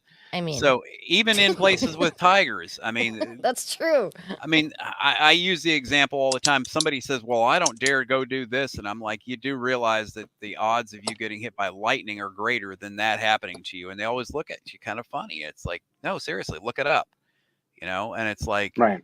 so I mean, but we, or get into a car accident, I mean, car accidents happen all the time, but we get into our cars and we go out and we drive anyway. You have a decent chance of, but we eventually develop an understanding that there's risks and rewards and there's trade-offs here. And so that's the reason I said it's a psychological experiment, because I mean, I kind of I let it go, even though it annoys me. I let it go because I think, okay, so well, people need to work their way through this. Eventually, this is going to die out, and everybody's going to recognize how silly it was. But in the meanwhile, we've got a number of people that are hysterical about it, and that's the frustrating In the part. meanwhile, women are going to get eaten by bears all the time. Well, and the sad part I wrote is that hopefully most women are smarter than that. Most of the women I know are smart enough to know better. So, given that hypothetical situation, the man in the woods would probably try. I can't turn around and walk down the trail. There's a guy behind me. I better keep going towards the bear. Yeah, you're almost. He'd try to save you anyway. Yes. In fact, the odds are better. The odds are better that man will get himself killed trying to save you than it is that he's going to actually do something to you. Exactly, that's what I was saying. Dumb ways to die. Is that how that's how the skit goes? Dumb ways to die, and then they have that video of like it's the girl like sitting in the trail going, "Oh shit, there's a guy over that way. There's a bear over there. I'm gonna walk towards the bear because that's my safer bet. That's." Where I'm safe at? In the bear's arms. I saw the picture on Facebook. It's got to be real. I'm going to the bear. So I think, again, like I said, it was a thought experiment where women were trying to point out that they're scared of men these days. And I think that overall that fear is wrong and overblown. But there are men out there. I mean, Ted Bundy existed. It's many things, though, right? Like all those things all happened in the past, right? There was rape and abuse and all this kind of stuff. Like people who did dumb, horrible things to other people throughout history. Now. We just have it on. It's on social media now. So anytime something bad happens, it gets blown up. Like it's got 10 million views, and so everybody gets to see this one horrible thing, and then the next horrible thing happens the next day and somewhere else around the whole entire world, and then they see all that stuff happening, and I think that's kind of the same thing that we see is that like. All these horrible stories just get blown out of proportion. And like, we can't have our kids going outside, right? Like you can't let your kids outside run around in a neighborhood because they're going to get raped by like the Chimo who's driving the white van with no windows. Like that guy's going to get that person if your kids are outside by themselves without you for 7 minutes. And so you got to call CPS because I hear people who in the right mind never ran around outside, right?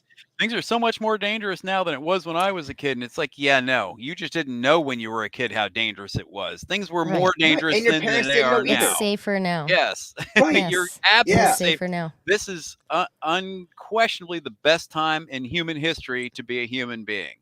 That's true. Now, are there some little bumps here and there that make things worse here or there? But Lorraine Bobbitt. I'm actually from Prince William County where that whole thing happened.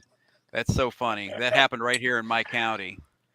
Holy smokes! Okay, right. Yeah, right. I think. Right here. I think that people. I drive by the spot where she threw his thing out the window all the time and think about it, and then of course I always think. Is there a sign or something there, like a statue? No. I just happened to know because we were in the social media age, and I happened to look it up to see where it was, and it was like so. Now every time I drive by there, I think to myself, well, I'm glad it wasn't me because they never found it.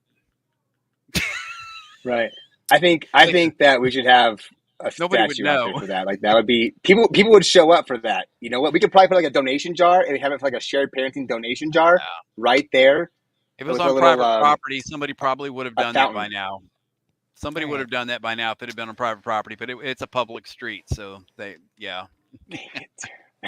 All right. That's too we bad. Gotta get back on topic here. All right. Get back on topic. So, people. Go ahead. Close her out. No, I just want the people that are struggling out there. I want them to know that there are people out here who care. I know it's hard to deal with stuff, and it's hard sometimes to just work up the nerve to actually call somebody and make that attempt. So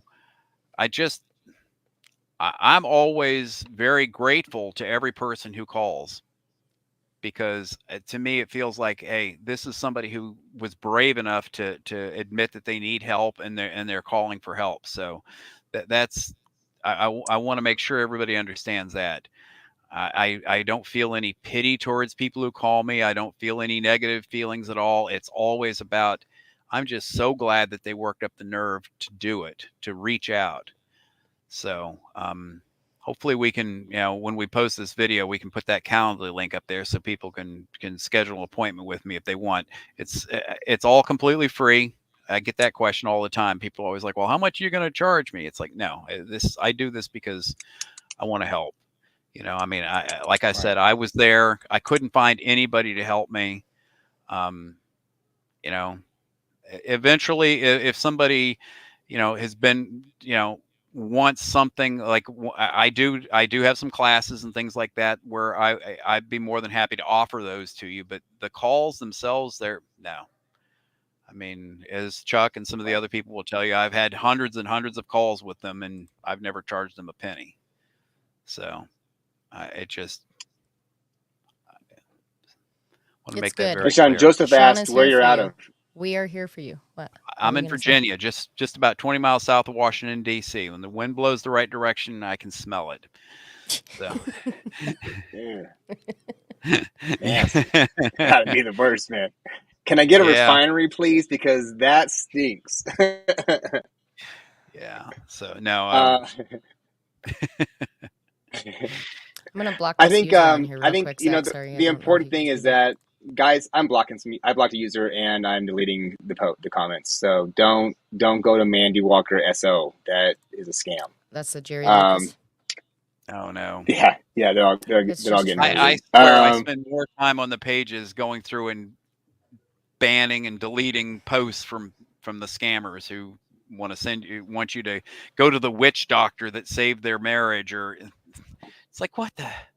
They're getting more and more creative, though. I mean, there have been times where you read the first paragraph and they're talking about exactly what's in the comment stream, and you have to get all the way to the bottom where suddenly it shifts into, if you call so and so, they'll help you, and it's just like, oh no, here we go again. It's weird, because I mean, I actually reached out to some of those people just out of curiosity in the beginning, just to see, it's like, oh, maybe this is somebody I can team up with, maybe they have good information. And then, ding! There you go. Thanks, Chuck. It's scams.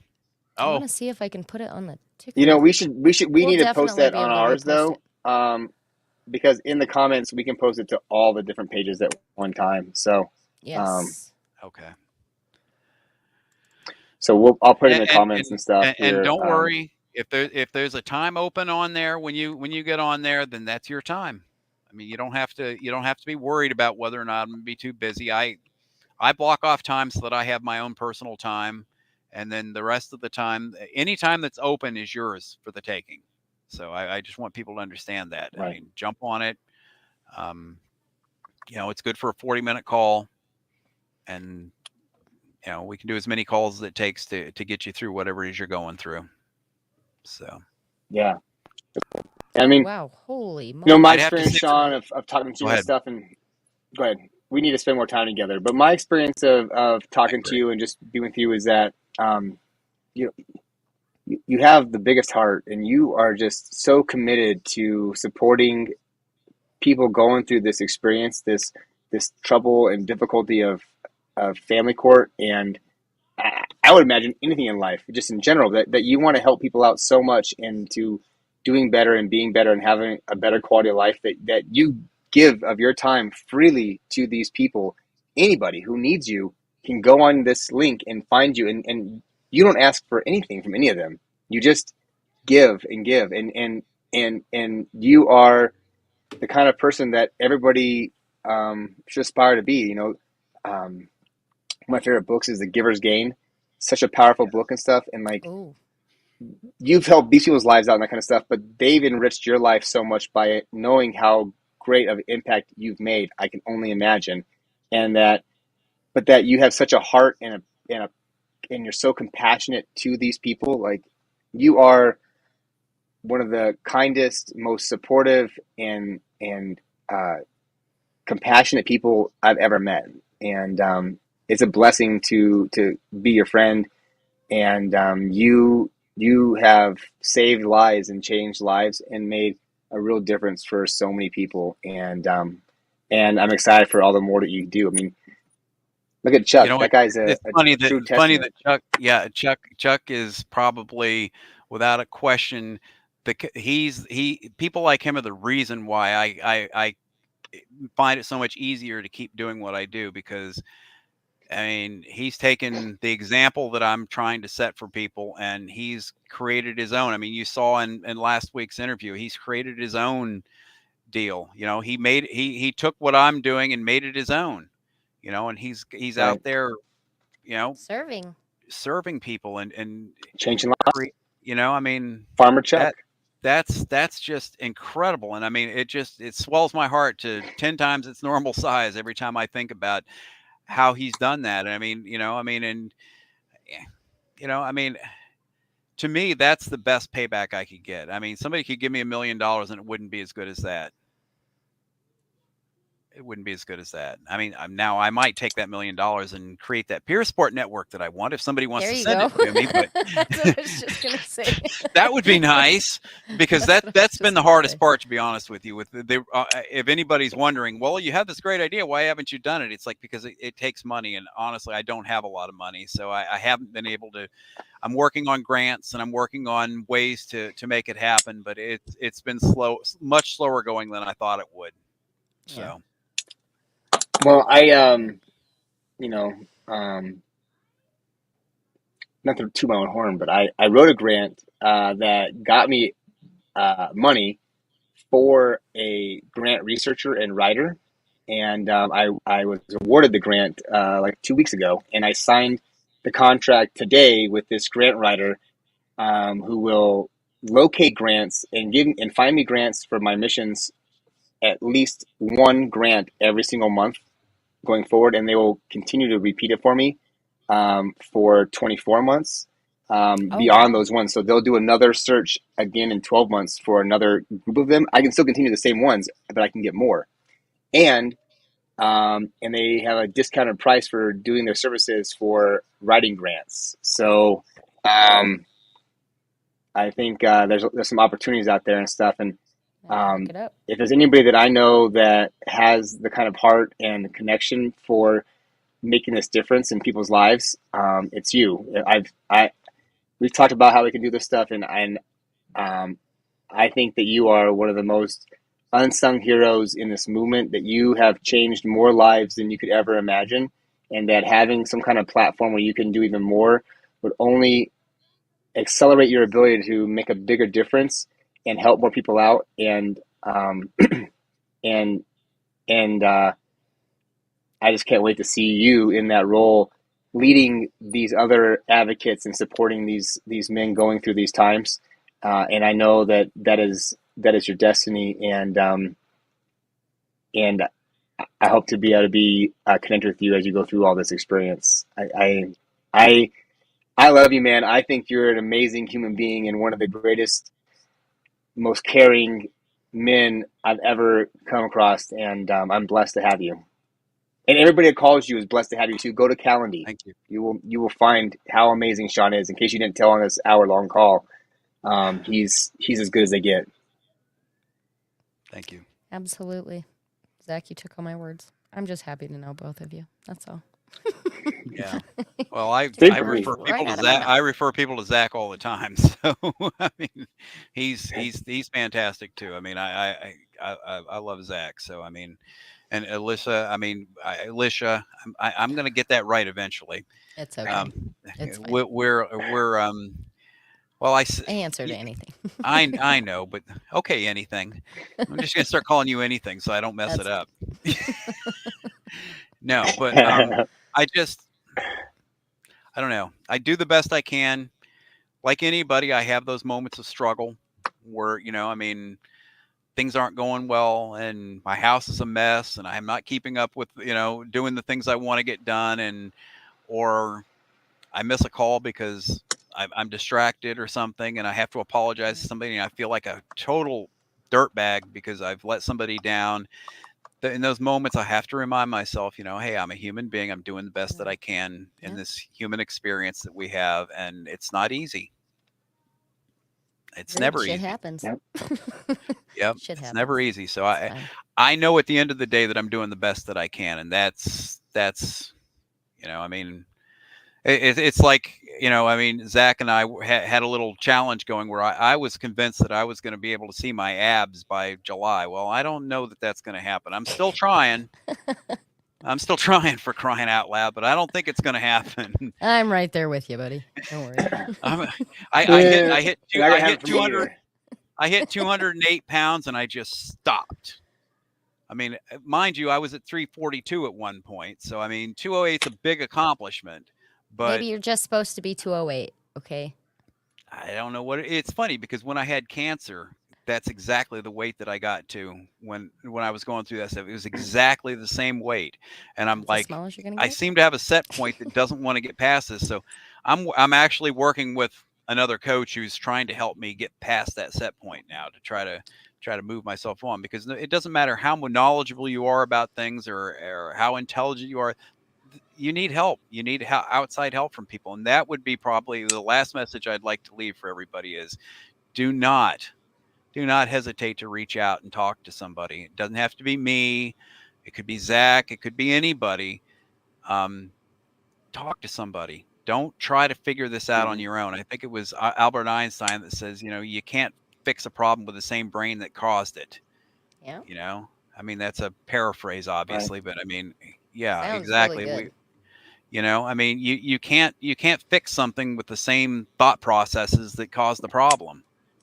So having somebody else to bounce stuff off of and talk to and work your way through it and stuff really makes a huge difference.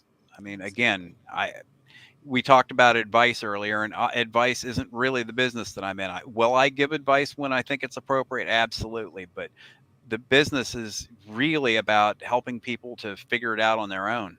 And they do all the time. Yeah. I'm humbled. You by have it your all own the answer. time. Yeah. I'm humbled by it Right. all the I'm time. just here to help guide you to finding your answer for Chuck's yourself. got one more question. So, you know what? Hold on. Chuck's got one more question. Oh no. Chuck, Oh, okay. what is? You can read it. One thing you could wish you could change about family court with your vast experience in helping people. Oh, we could do a whole session on this. I mean, we could have a whole conversation about this. So I'm not going to go into the one thing. If I was only allowed to change one thing and I could just magically make it happen, what would it be?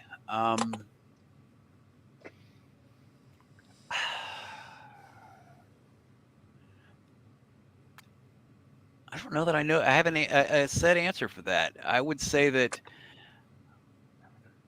because So even hard, if I right? fixed one thing, there's so many other things that need to be fixed. I mean, I've been to the American Family Conciliatory Courts conferences, and I've spoken with judges and guardian ad litems and other therapists and things, and it just convinced me that there's such a wide variety of views. And the problem that we have is that these are all human beings too.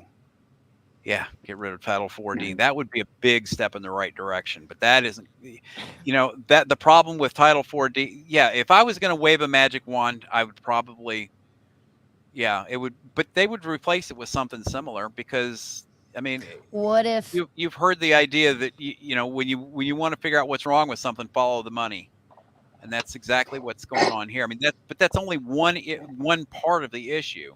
Even if Title 4D had never been created, we'd still be having problems. That just, has made it harder for us to defeat the issue. If Title 4D wasn't there, I think we would have. I mean, Mark Ludwig has done great work in the getting the shared parenting laws passed. I mean, he's my hero, no question about it.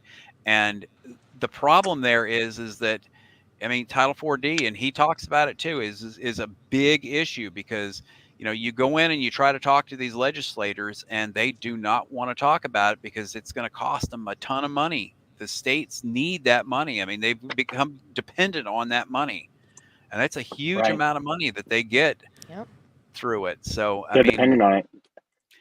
I think that's a huge thing. No judge is sitting there thinking to himself, "Oh, I need to make sure that I award." Well, I'd say 99% of the judges are not. There may be 1% out there that does, but they're not sitting there thinking, I'm going to award custody to the person that can pay the most so that we rake in the most money, because that's not how they think. Judges actually are trying to do a good job up there. But is it a bias that affects how they're thinking? Absolutely. Absolutely. Right. And does it affect how the laws are made and how? So yes, it's one of those underlying issues that girds the whole system that causes all sorts of problems. I Right. mean, I have to always hedge that, because I hear people all the time say, well, yeah, these judges, they're just doing it just for this reason. It's like, yeah, no, I've talked to a lot of people, attorneys, judges, and stuff like that, and most of them see themselves as heroes. They go home and they sleep well at night because they feel like, well, I do such a great job. And what's funny is what they do actually works for the great majority of people. But as I pointed out at these conferences, is that it doesn't matter. You're taking the easy stuff is where you're succeeding. It's when stuff gets hard is Right. where you're failing miserably. And that's where you need to Right. be fixing stuff. And I hear them Right. When the talk people a get lot. along, there's no Right. problems. Like, Right. And hey, I we hear don't them we don't we don't get talk along. a We won't be lot together about anymore. how they're gonna I hear them talk about how they're going to fix it. If you go to these conferences, you'll see they actually have conversations about most of the things we're complaining about, but then nothing Right. ever happens. Nothing ever Right. gets done. They oh yeah, shared parenting. Oh, we just can't do that. If you can't force it. We definitely, and most people do that, and they just don't go It's to court, and cookie they just cutter. and agree with Yeah. themselves. It's Yeah. cookie cutter. Yeah. Yeah. And they're having these discussions about these same things. They're just coming at it from a totally different way, and usually it's a way that enriches lawyers, because lawyers' number one concern is fees, fees, fees, and that's what lawyers are looking out for. And they know there's a lot of fees in having the conflict in family court, and lawyers are taught to win. And the whole thing's Yes. about making a case and winning your case. And they're not about compromising and negotiating and getting to a win-win situation. Making this a black vote is not what lawyers are trained to do. It's a black versus red.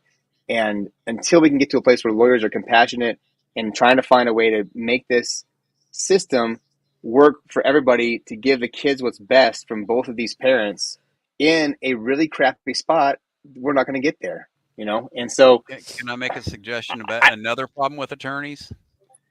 yes, Mr. Going to be an attorney soon. The other problem is that if they're not going to make bank off of it, then they're going to mail it in.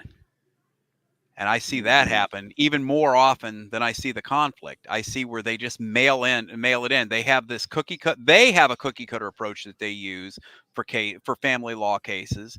And Yeah. you come Right. in and you think you've hired this advocate that's going to fight tooth and nail for you, and they plug you into their cookie cutter, and you get what the result of that is. They put in the minimal amount of effort that they can in order to represent you. And you walk out of there going, what just happened to me? Yep.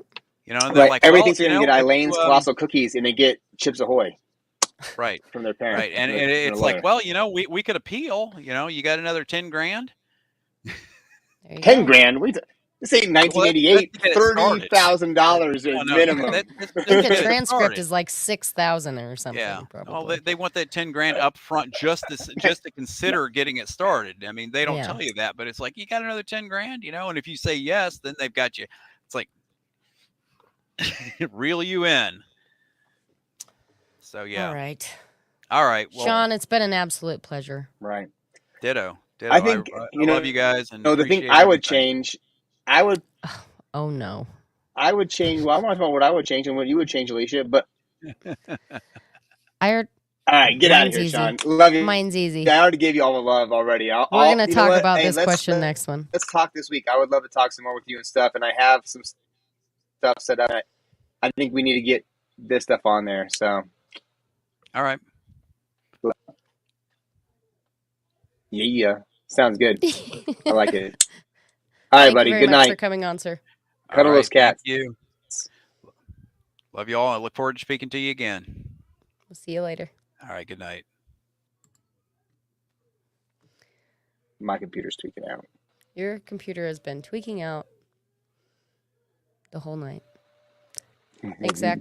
I gotta get out of here, and I'm going to Love you go too, man. eat food. Eat food. Well, I mean, mine has or your has? Mine has. Your computer. Yeah. Okay. Close it up.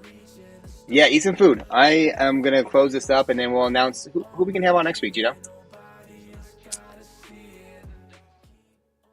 It's on a list. You're gonna close this out by my yourself. computer. Good night, everybody. See you next week.